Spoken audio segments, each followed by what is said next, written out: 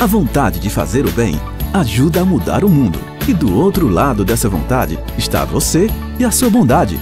Existem muitas pessoas fazendo bem a animais abandonados e elas precisam do apoio e da bondade das pessoas para continuarem mudando o mundo. Para conectar esses sentimentos de pessoas, surgiu a Adote Mossoró, um projeto que liga protetores independentes de animais abandonados e adotantes. A Adote Mossoró está presente no Facebook através de sua fanpage, divulgando animais para adoção e apoiando ações dessa causa. E você pode ajudar com apenas um clique. Curta nossa fanpage e compartilhe nosso conteúdo. Alguns segundos seus pode valer um novo lar para estes animais. Não somos uma ONG, somos uma ponte entre a vontade e a bondade de fazer o bem. Visite nossa página no Facebook ou nosso site adotemossoró.org.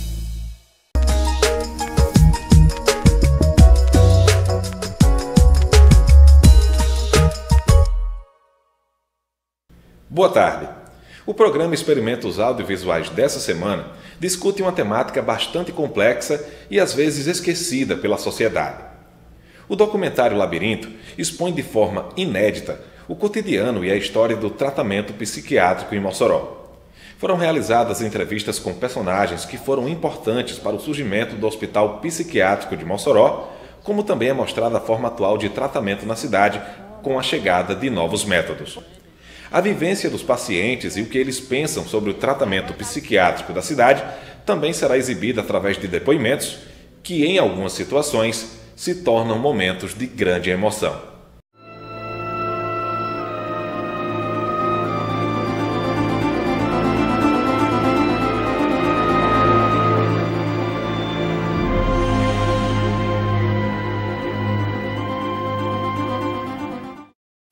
Quando eu comecei a jogar, quando eu vai tudo. Agora dá alucinação, vejo o bicho. Ao me flagelar, eu cortava os pulsos.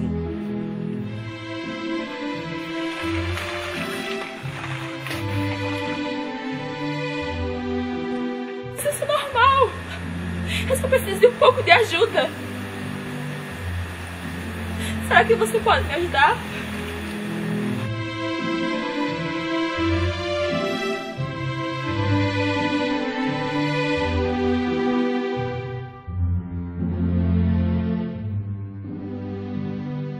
Nos anos 60, os portadores de distúrbio mental aqui de Mossoró, quando eles precisavam de um médico, era assistido por Dr. Vicente Moraes. Vicente Moraes não era psiquiatra, não tinha especialização, o número de médicos era muito pequeno e, no entanto, havia grupos, digamos assim, de médicos que se dedicavam a determinadas áreas.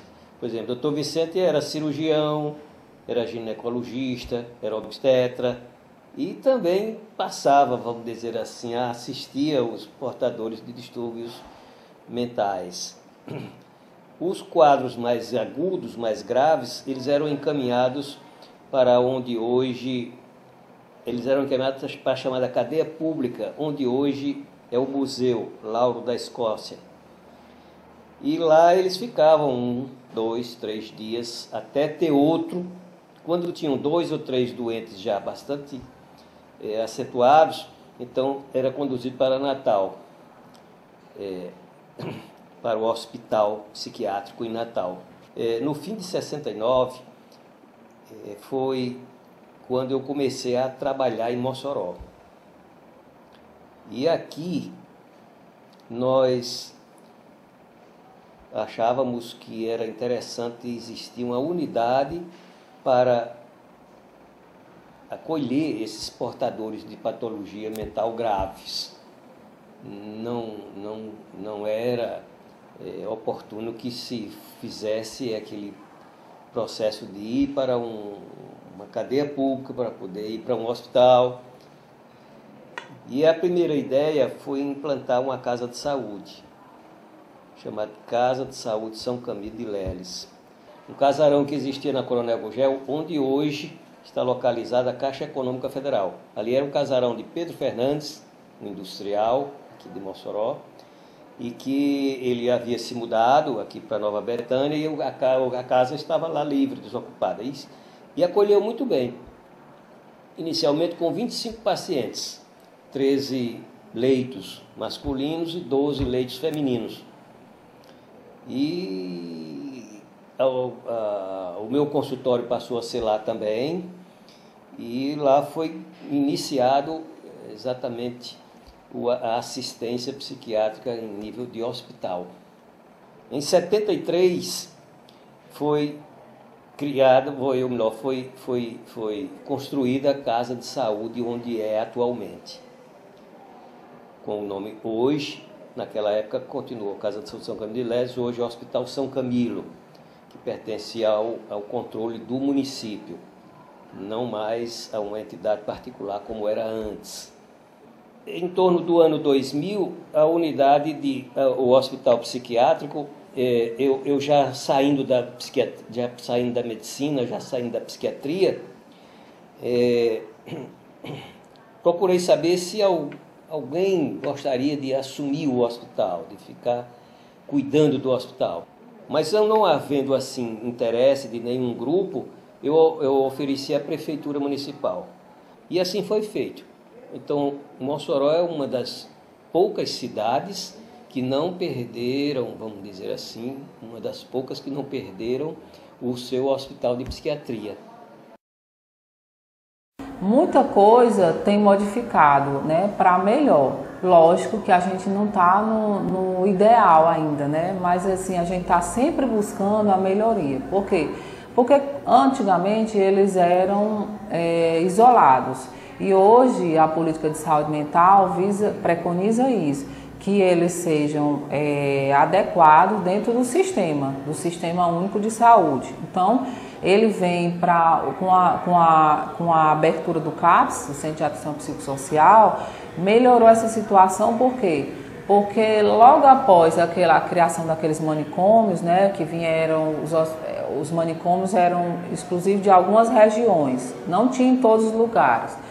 E depois vieram alguns hospitais psiquiátricos, e com isso foi vendo que aquele paciente que saía de uma internação, ele logo estava retornando.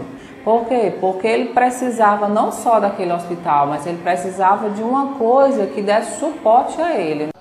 Outra coisa importante é que em 82, com o governo de Lavoisier Maia, se pensou em fazer criar a UISAM, Unidade Integrada de Saúde Mental, em que nessa UISAM não estivesse presente, além do psiquiatra, o psicólogo, o assistente social e o terapeuta físico, o educador físico. Então, antes mesmo de ser modelo CAPS hoje, em Mossoró já havia a UISAM. E ficou a unidade tão sólida, tão bem estruturada, que até hoje ainda existe. Você vê que existe o CAPS, existe o hospital, mas a UISAM permanece. É aquele ponto em que o paciente chega pela primeira vez, vindo, digamos assim, para ser atendido. Lá tem o psiquiatra para atender, mas tem também, se for um caso mais leve, já fica sendo assistido por outro da área da psiquiatria. Hoje, o modelo de saúde já é bem diferente. Nós já sentimos plenamente outras modalidades que não são só hospitalização, mas não deixa de ser útil a hospitalização. A hospitalização não tem como desaparecer. A gente entende que o atendimento deve ser priorizado no Centro de Atenção Psicossocial. Por quê? Porque o Centro de Atenção Psicossocial mantém uma relação de maior proximidade com a família, com o lugar daquela pessoa. A forma de acolhimento é mais aberta, porque é nessa direção que o tratamento em saúde mental hoje se preocupa, que seja de forma mais aberta possível, com mais acesso à comunidade e através da reinserção e do resgate da autonomia desse usuário. Que hoje eu estou muito feliz aqui no campo, Porque aqui eu me ensino a minha casa, a segunda casa de tratamento aqui. Eu nasci no meio da casa de São Rosário. Eu nasci 5 horas da tarde. Na minha infância, foi muito bom na minha infância. Eu tive muita alegria a ter amizade, ter os amigos na minha rua. Eu sempre vivi na minha rua, mas eu fui para o Ceará. Eu fui para o Ceará, lá no Campo Sá, eu vivia lá. Ceará, eu vivia com meus avós e pai de pai. Mas quando cheguei lá, apanhei de mangueira. Apanhei de palmatória aqui na minha mão. Aí, quando eu cheguei lá no Campo Salles, para mim era bom para mim. Mas tancava no banheiro, deixava de castigo. Aí... Por que ele trancava? Porque eu não sei. Eu queria participar das brincadeiras, a minha avó não deixava. Aí, quando minha avó morreu, minha mãe foi me pegar lá em Campos Salles. Eu vim para cá em 95.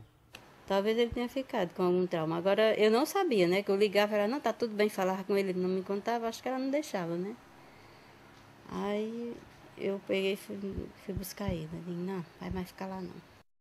Aí, quando eu comecei a doidar, derrubava as panas, derrubava tudo, eu nem sabia para onde ia. Aí eu sofri bastante com essa doença. Aí de repente eu fui para a doutora Fátima. Aí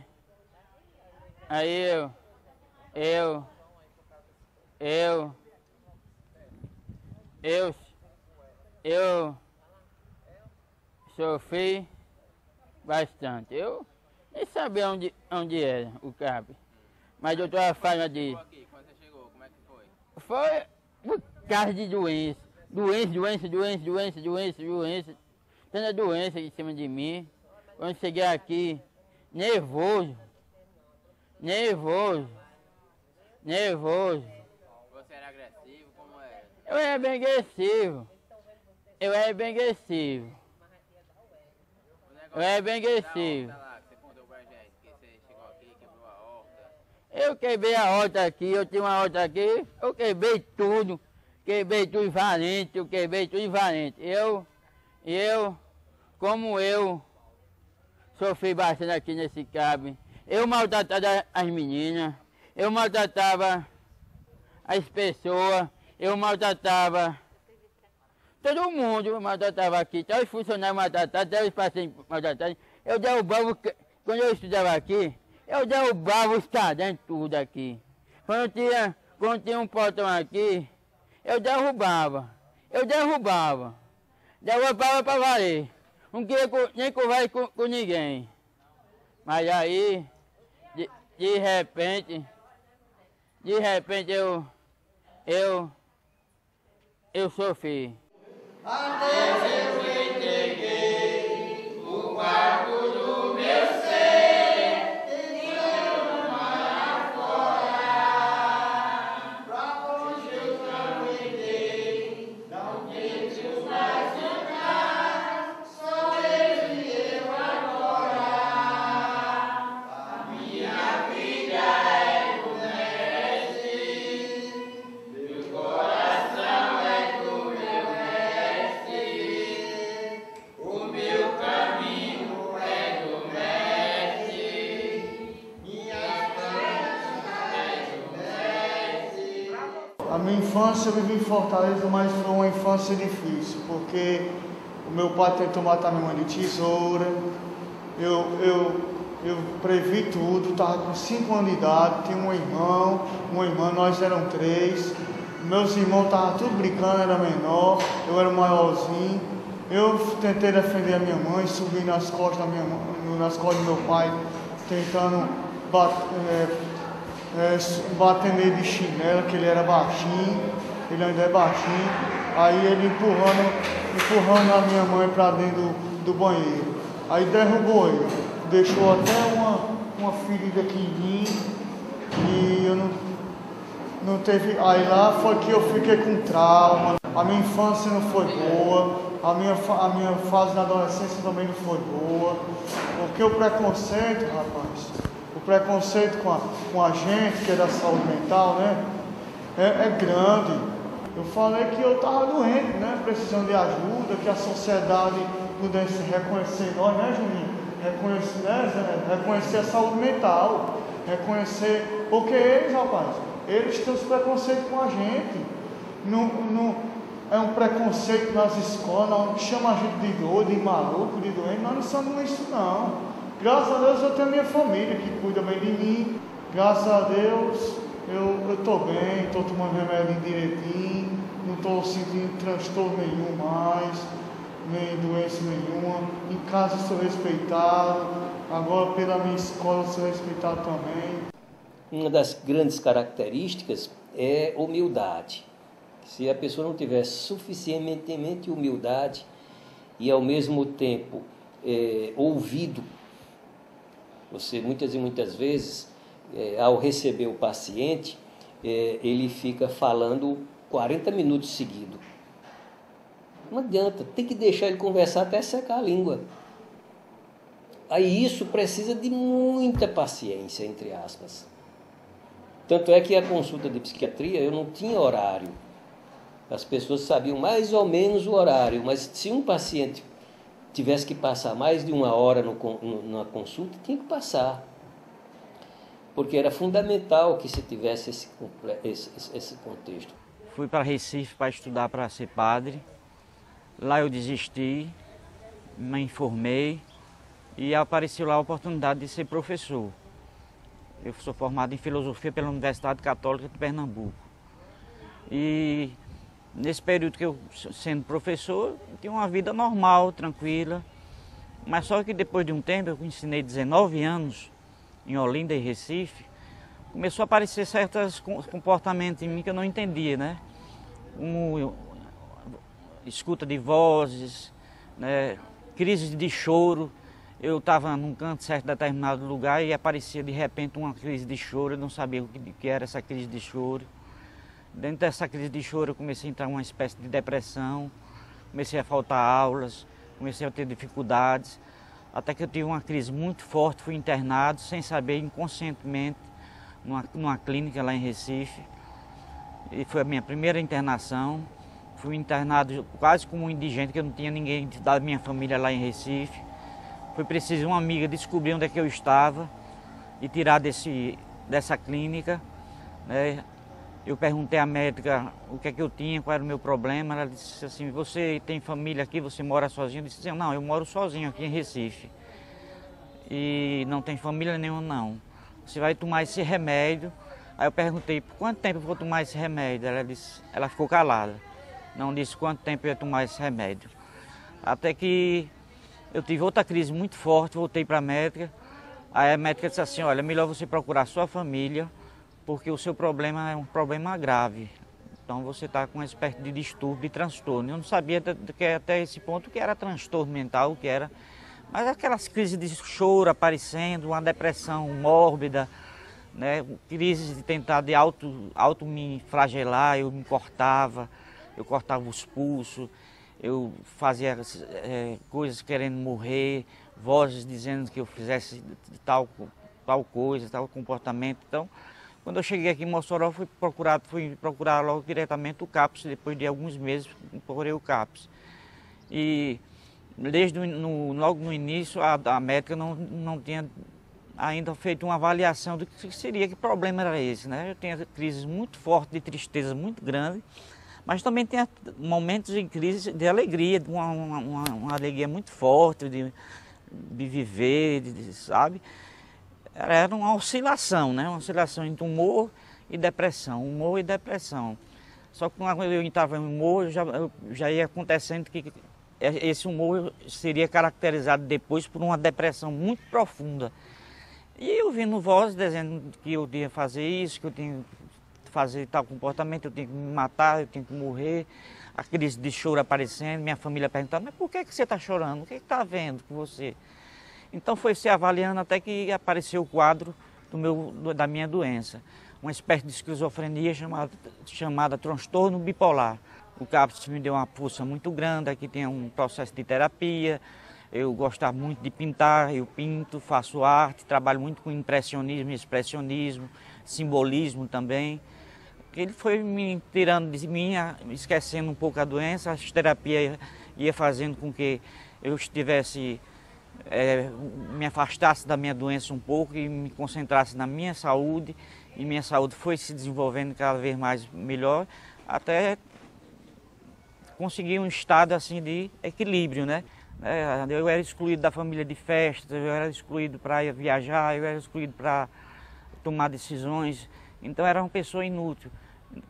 Mas com a minha arte, eu trabalhando com minha arte no CAPS, recebendo apoio, eu fui descobrindo que eu tinha muita capacidade de conviver em sociedade.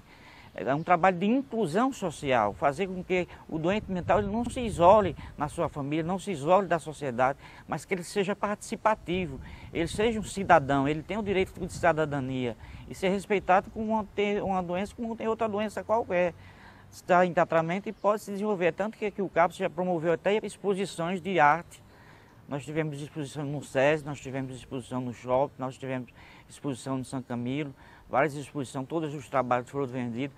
Então eu fui perceber com a minha arte que eu tinha alguma coisa a oferecer, além de ser filósofo, né, como eu sou filósofo, e trazendo na filosofia aquilo que estava acontecendo ao meu redor para a minha arte. Isso. A família, quando não se entende a situação nossa, eles acham que nós temos um problema espiritual e nós somos obrigados muitas vezes a ir à igreja, a certas religiões, para participar da igreja, participar de encontros, acreditar em Deus, ler a Bíblia.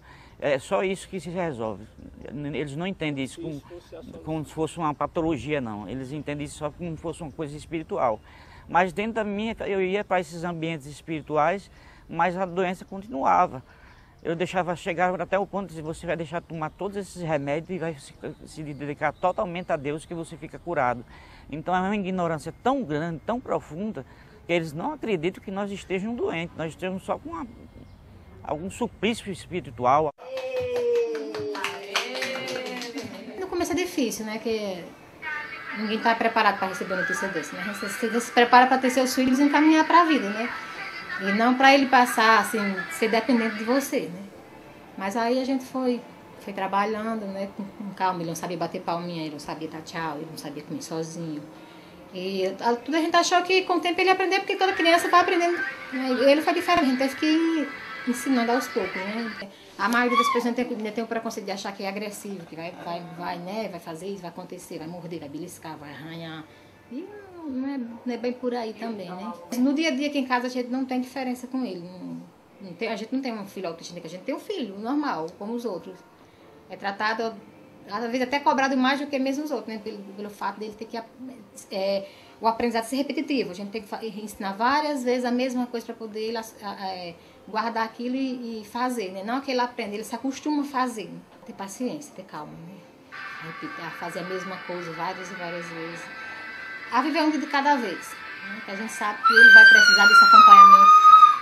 Vai precisar da gente... Né? Enquanto a gente estiver por aqui, acompanhar, ele vai precisar disso.